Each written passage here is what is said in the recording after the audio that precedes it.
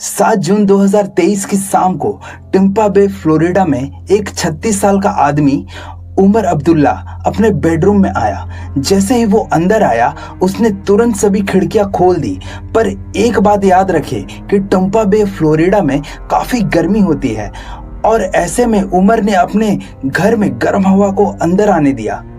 लेकिन उमर को इस बात की बिल्कुल भी परवाह नहीं थी। उसको बस अंदर में जो अजीब सी चीज थी उसे बाहर निकालना था।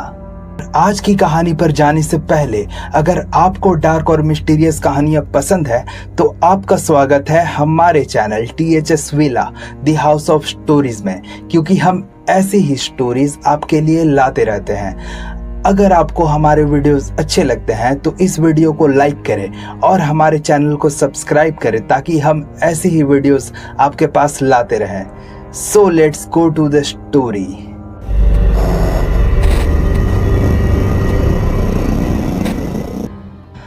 उमर अपनी बीवी समीरा और अपनी 10 महीने की बेटी के साथ ओहायो के सफर से अभी अभी अपने अपार्टमेंट आए थे। जैसे ही वो लोग अंदर आए उन्होंने एक अजीब सी बदबू महसूस की। ये बदबू किसी सड़े हुए खाने जैसी नहीं थी, बल्कि ये कुछ केमिकल जैसी लग रही थी। लेकिन ये भी सही तरीके से इस बदबू को डिस्क्राइब नहीं कर पा रहा था। ये बदबू ऐसी थी जैसे केमिकल और पेंट को मिक्स कर दिया गया हो। पहले तो उमर और समीरा ने अपने अपार्टमेंट में इधर उधर चलकर देखा, खासकर किचन में। वो कुछ ऐसी चीज ढूंढने लगे जो कि लीक हो रही हो, जैसे फ्रिज या गैस पाइप में कुछ हो सकता था। लेकिन उसको कुछ भी ऐसा नहीं मिला जो इस बदबू का सोर्स लग रहा हो। तभी उमर और समीरा को याद आया उनका अपार्टमेंट बिल्डिंग हमेशा बहुत ही अच्छे से मेंटेन होता है, रिपेयर तुरंत हो जाते हैं और ये सब हर यूनिट में ही होता है। और ये बात भी पता थी कि उनके ओहायो ट्रिप के बारे में बिल्डिंग मैनेजर को भी पता था। तो उन्होंने ये सोचा शायद जब वो लोग ओहायो में थे तब किसी ने यहाँ आकर कुछ पेंट या रिपेयर का काम किया हो। हालांकि ये थोड़ी अजीब बात थी कि बिना बताए ऐसा कुछ काम हुआ हो, लेकिन आखिरकार उन्होंने ये मान ही लिया कि ये बदबू इसी वजह से हो सकती है। इसके बाद उमर और समीरा ने पूरे अपार्टमेंट में जाकर सभी खिड़कियां खोल दी और समीरा ने एक कैंडल भी जला दी। थोड़ी देर बाद वो अजीब सी बदबू गायब हो गई और दोनों हस्बैंड और वाइफ उस बात को भूल गए। उमर ने फिर अपना लगेज उठाया और उसको अलमारियों में रखने लगा। बाथरूम के सामानों को भी सही जगह पर रखने लगा और उसी वक्त समीरा ने अपनी बेटी को किचन में हाई चेयर में बिठाया और डिनर बनाने लगी। कुछ ही मिनट बाद जब उमर अभी भी अपना सामान रख रहा था, उसने समीरा को किचन से आवाज लगाते हुए सुना, अरे जरा यहाँ आओ तो। उमर ने अपना काम रोका और किचन की तरफ भागा। समीरा ने अपनी बेटी को देखते हुए बहुत परेशान लग रही थी। उसकी बेटी अपने हाई चेयर में बैठी थी और उसके सामने डिनर रखा हुआ था। वो खाना खा ही नहीं रही थी। उसका चेहरा बिल्कुल ही चिड़चिड़ा लग रहा था, क्योंकि वो यूजुअली ऐसी बच्ची नहीं थी। दोनों हस्बैंड वाइफ ने कुछ समय के लिए अपनी बेटी को देखा। फिर उमर बोला, शायद सभी खिड़कियां खुली हैं और यहाँ गर्मी हो रही है, हो सकता है बेबी गर्मी से परेशान हो। समीरा को ये बात ठीक लगी और दोनों ने मिलकर अपने अपार्टमेंट की सारी खिड़कियां बंद कर दी ताकि AC को वापस से चालू किया जा सके और घर ठंडा हो जाए। लेकिन 1 घंटे बाद जब घर ठंडा हो गया तब भी उनकी बेटी चिड़चिड़ा रही थी। अब उमर और समीर उस करेंगे। लेकिन अगले दिन सुबह जब वो उठे तो किसी की तबीयत नहीं सुधरी, बल्कि और बिगड़ गई। उमर का सर दर्द अब इतना तेज हो गया था कि वो कुछ सोच भी नहीं पा रहा था। समीरा अभी भी सर दर्द से परेशान थी, लेकिन साथ ही उसमें लेथर्जी भी थी। मतलब वो बहुत ही थकी हुई और सुस्त महसूस कर रही थी। और उसकी बेचारी बेटी लगातार रोती रही, चिड़चिड़ा रही थी और उल्टी भी करने लगी। अगले कुछ दिनों में उसका हाल और भी बुरा हो गया। उमर का सर दर्द इतना अनबियरेबल हो गया था कि उसे कुछ और सोचना भी मुश्किल हो गया था। समीरा को पूरा दिन बस लेटना पड़ता था, जैसे कितना भी सो ले एनर्जी बिल्कुल भी नहीं थी। और उसकी बेचारी बेटी लगातार परेशान रहती थी, रोती रहती थी और उसका बुरा हाल हो गया था। अब उन दोनों को लगने लगा था कि शायद ये कोई नॉर्मल सफर की थकान नहीं थी, बल्कि उन्हें सफर के दौरान कोई बीमारी लग गई थी।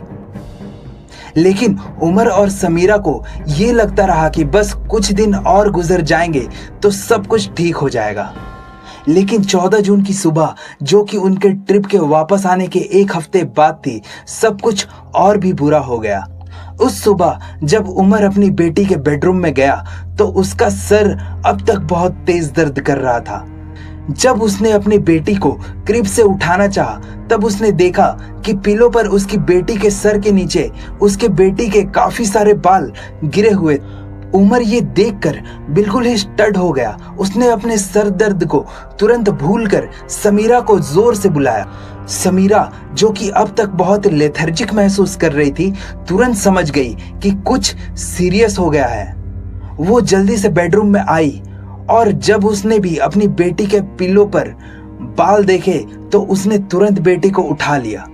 जैसे ही उसने बेटी को पलटकर देखा, वहां उसके सर के पीछे एक बड़ा बॉल्ड स्पॉट था। उमर और समीरा ने पहले तो एक दूसरे से कहा कि ये डरावना जरूर है, लेकिन नई पैदा हुई बच्ची के बाल कभी कभी गिर जाते हैं। लेकिन जब उन्होंने ऑनलाइन सर्च किया तो उन्हें पता चला कि 10 महीने की उम्र में ये होना नॉर्मल नहीं है। दोनों पेरेंट्स ऑनलाइन सर्च करते रहे कि मेरी 10 महीने की बच्ची की बाल गिर रहे हैं, इसका क्या मतलब है। उन्हें कई एक्सप्लेनेशंस मिली, जैसे रिंगवर्म, सेवर इन्फेक्शन या फिर कोई रेयर जेनेटिक डिसऑर्डर, लेकिन कोई भी उनके बेटी के सिम्टम से परफेक्टली मैच नहीं कर रहा था। दोनों ने डिसाइड किया कि अब वो लोग अपनी बेटी को लेकर डॉक्टर के पास जाएंगे। समीरा ने तुरंत फोन उठाया और बेबी के डॉक्टर को कॉल करना शुरू किया और उमर शावर लेने चला गया ताकि डॉक्टर के पास जाने के लिए तैयार हो सके। लेकिन जैसे ही उमर ने अपने बालों में शैम्पू लगाना शुरू किया, उसने देखा कि उसके बाल भी झड़ने लगे हैं। तभी उसके दिमाग में एकदम से ये बात आई कि जो उसके बेटी के साथ हो रहा है वो उसके साथ भी हो रहा है और बहुत ही संभावना है कि समीरा के साथ भी यही हो रहा होगा। इसी वक्त उमर को ये याद आया वो अजीब सी स्मेल जो उन्होंने अपार्टमेंट में महसूस की थी। वो ओहायो से वापस आए थे, उन्होंने खिड़कियां खोल दी थी, कैंडल्स जला दी थी और थोड़ी देर बाद वो स्मेल चली गई थी। फिर उन्होंने वापस से खिड़कियां बंद कर दी और उसके बाद वो स्मेल वापस से आ गई थी। उमर सोचने लगा कि कहीं हमें इस स्मेल की इतनी आदत तो नहीं हो गई है कि हम इसे महसूस भी नहीं कर पा रहे हैं। कहीं ये हवा में कोई कंटामिनेशन तो नहीं, शायद गैस लीक या उससे भी कोई बड़ी प्रॉब्लम। जब उमर शावर से बाहर आया और उसने अपनी वाइफ समीरा को बताया कि उसके भी बाल गिर रहे हैं और उसने अपनी थ्योरी शेयर की कि शायद उनके अपार्टमेंट में कंटामिनेशन हो सकता है, उमर ने तुरंत अपने लैंडलॉर्ड को कॉल किया। उमर ने पूरी सिचुएशन एक्सप्लेन की और लैंडलॉर्ड ने सीधा ये कहा कि जब तुम लोग ओहायो में थे तब किसी ने तुम्हारे अपार्टमेंट में कदम नहीं रखा और कोई फ्रेश पेंट नहीं लगाया और कोई मेंटेनेंस का काम भी नहीं हुआ, तो जो कुछ भी तुमने स्मेल किया था वो हमारी तरफ से तो नहीं था। फिर लैंडलॉर्ड ने उमर से कहा, देखो जितना स्कैरी लगता है ये हो सकता है कि तुम्हारे अपार्टमेंट में गैस लीक हो या फिर एयर कंडीशनिंग सिस्टम में फ्रेऑन लीक हो रहा हो या शायद टॉक्सिक मोल्ड हो, लेकिन जो भी हो हम लोग इसे ठीक करने के लिए किसी को भेजते हैं। उसी दिन एक गैस इंस्पेक्टर उमर और समीरा के अपार्टमेंट में आया। उन्होंने पूरे अपार्टमेंट को चेक किया, लेकिन गैस लीक का कोई भी ट्रेस नहीं था। इंस्पेक्टर ने ये जरूर कहा कि उन्हें एक हल्की सी केमिकल की स्मेल महसूस तो हो रही है, लेकिन वो गैस की स्मेल नहीं लगती। गैस इंस्पेक्टर के बाद लैंडलॉर्ड ने मोल्ड इंस्पेक्टर को बुलाया, लेकिन उसे भी कहीं पे कोई कुछ मोल्ड नहीं दिखा। फिर लैंडलॉर्ड ने प्लम्बर को बुलाया ताकि हॉट वाटर हीटर को चेक कर सके, लेकिन वहां भी कोई प्रॉब्लम नहीं मिली। उसके बाद लैंडलॉर्ड ने HVAC कंपनी को बुलाया ताकि कंडीशनिंग यूनिट को चेक कर सके, लेकिन वहां कोई भी लीक नहीं मिला। जब लैंडलॉर्ड के पास आइडियाज खत्म हो गए कि किसको बुलाएं, उमर ने कहा, मैं फायर डिपार्टमेंट को कॉल करूंगा। उमर ने फायर डिपार्टमेंट को कॉल किया और उन्होंने अपनी हजार्डस मटेरियल टीम यानी हजमेट टीम को भेजा। हजमेट टीम ने अपार्टमेंट के हर कोने को चेक किया, लेकिन उनको कोई भी सोर्स नहीं मिला जो इस स्मेल का कारण हो सकता था। ऐसा लग रहा था कि अपार्टमेंट बिल्कुल सेफ और ठीक है। लेकिन अब तक 2 हफ्ते गुजर चुके थे जब उमर समीरा और उसकी बेटी वापस आए थे अपने ट्रिप से। उसके बाल भी गिर रहे थे और अब समीरा के बाल भी गिरने लगे थे। उसके सर दर्द अब ठीक नहीं हुए थे और उसे अब तक लेथर्जी महसूस हो रही थी। उसकी बेटी अब भी बाल खो रही थी और हमेशा फजी और मिजरेबल थी।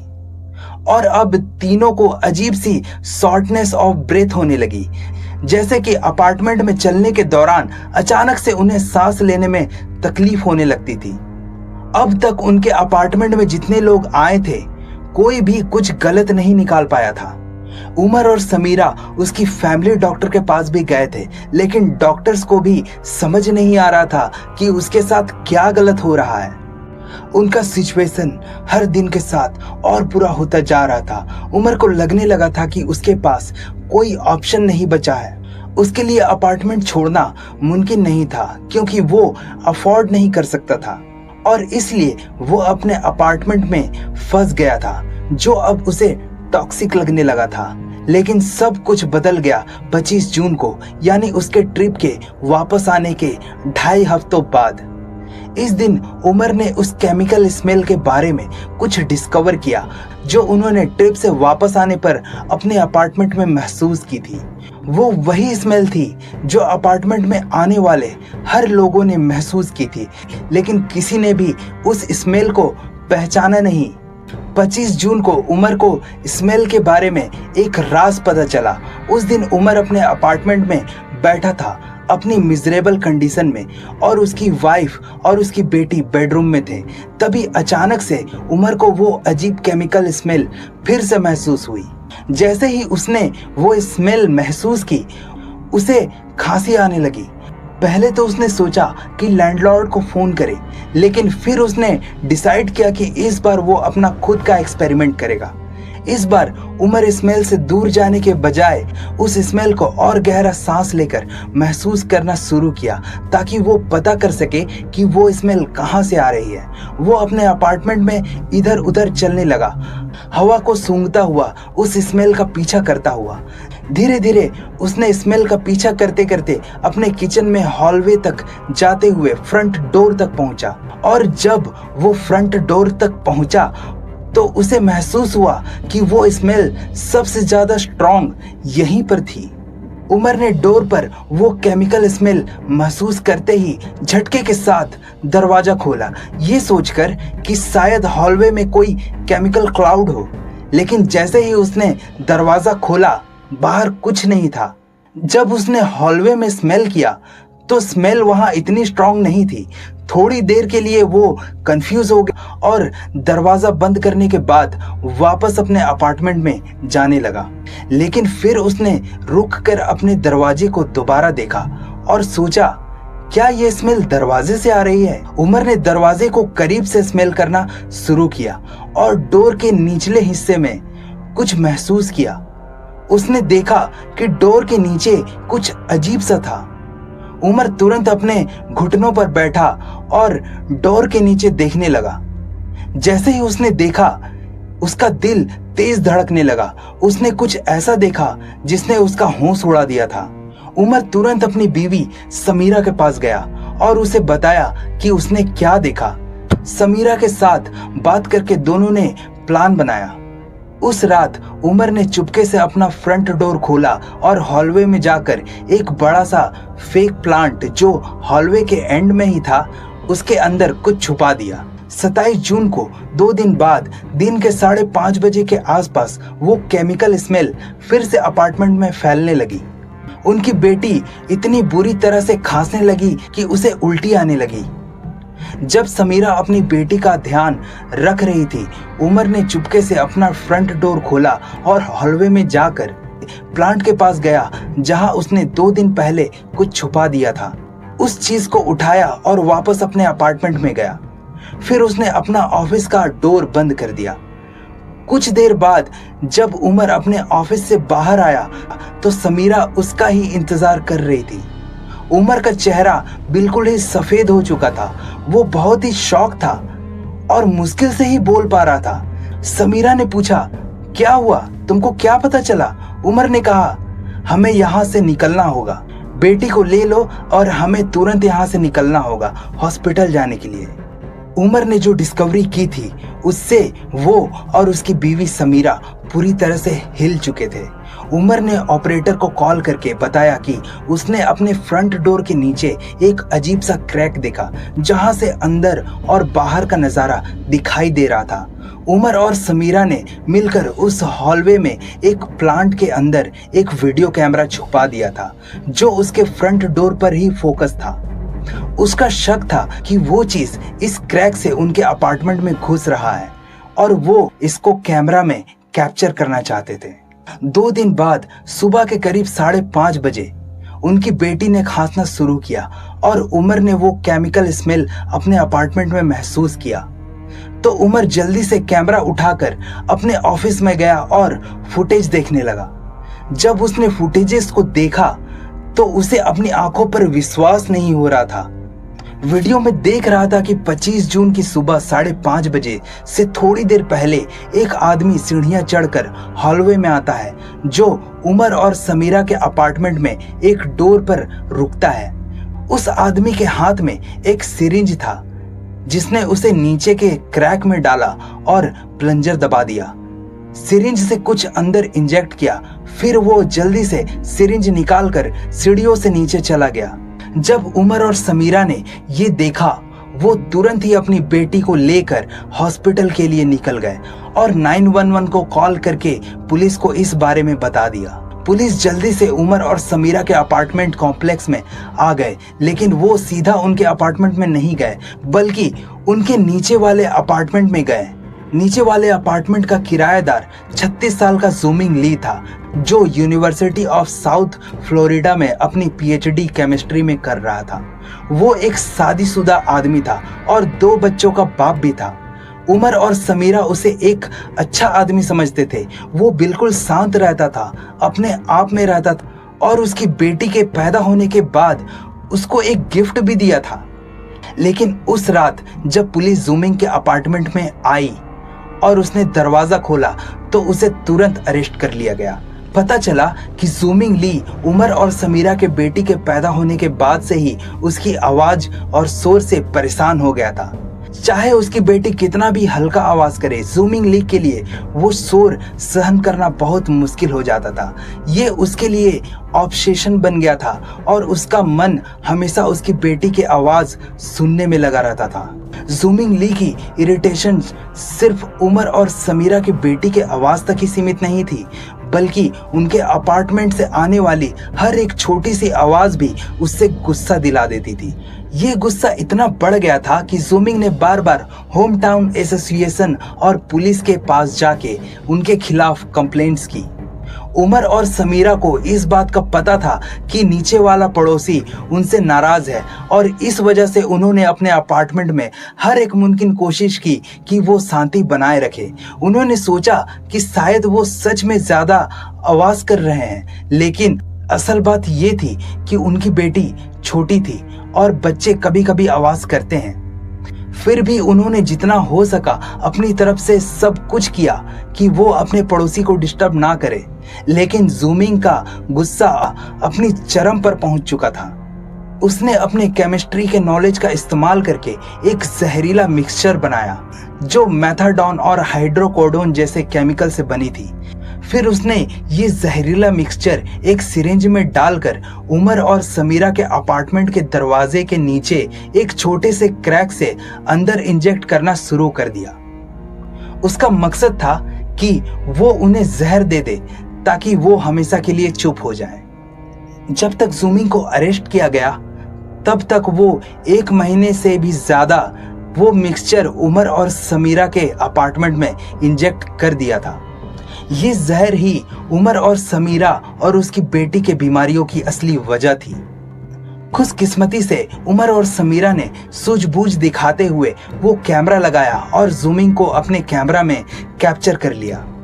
अगर ये कैमरा ना होता तो जहर धीरे धीरे उनकी जान ले सकता था। इस वक्त ऑफिशियल्स अब भी इस केस पर तहकीकात कर रहे हैं क्योंकि ये केस अब भी नया है।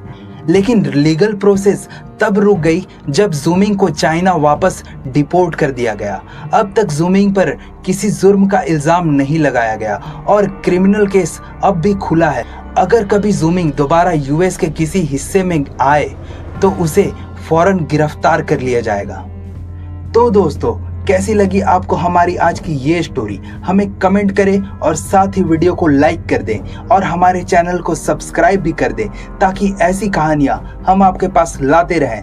हम जल्द ही मिलेंगे हमारी अगली वीडियो पर। तब तक के लिए अपना ख्याल रखें। धन्यवाद।